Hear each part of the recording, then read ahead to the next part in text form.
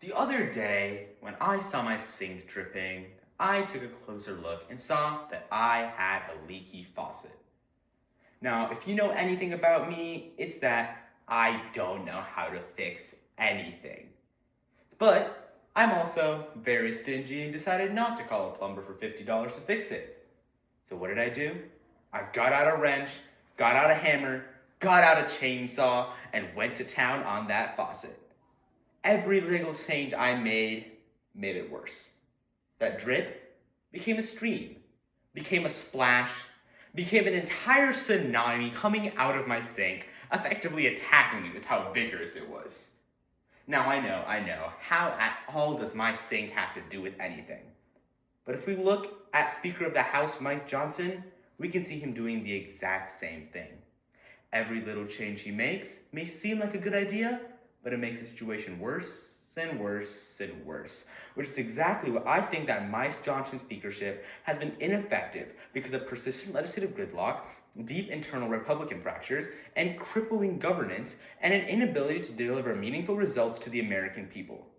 Firstly, let's look at the legislative gridlock that's ensuing because of Mike Johnson's speakership. To define the term, legislative gridlock is when legislation is not being made because of conflicts between parties or between other entities.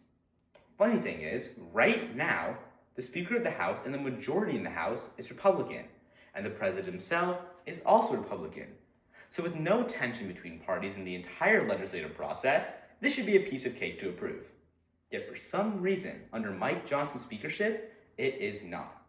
According to the New York Times just this week, this 118th Congress passed only 27 bills that became law, which is the lowest number in decades, which shows the severe legislative segmentation under Republican control of the House. However, it's not just the Republican issue, because both Republican parties have never had this issue in the past. It has to be with the one new factor introduced, Mike Johnson and his speakership. According to the Senate in 2013, 72 bills were created over the course of just 1 year. Yet in our entire term of Mike Johnson being speakership, we can see there was only 27. This significantly smaller number in the face of all of these other past examples of success only goes to show that Mike Johnson has something going wrong. Otherwise, there'd be no reason for all this legislative stagnation, and legislation should not be held up because of this gridlock.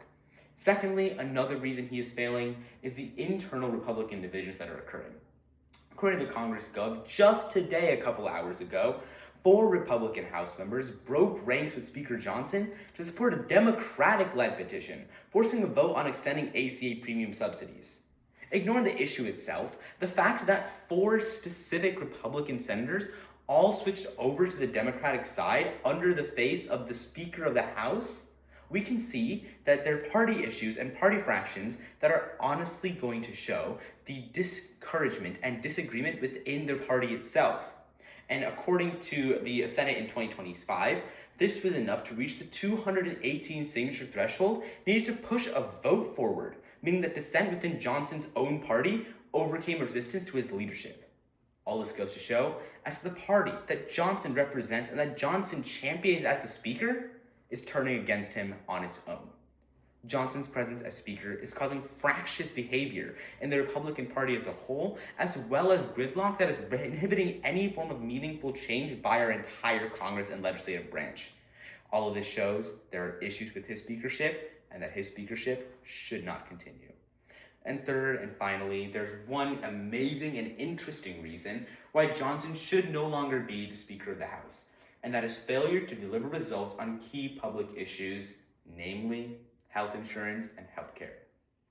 According to the AP News in 2025, the House's action on extending the Affordable Care Act subsidies, extending to roughly 20 million Americans, has been stalled due to legislative conflict with the Senate, rejection of competing bills, and no House consensus under Johnson's leadership. According to this source and AP News as a whole, Johnson's leadership is causing fundamental issues with approving bills that have bipartisan and public support.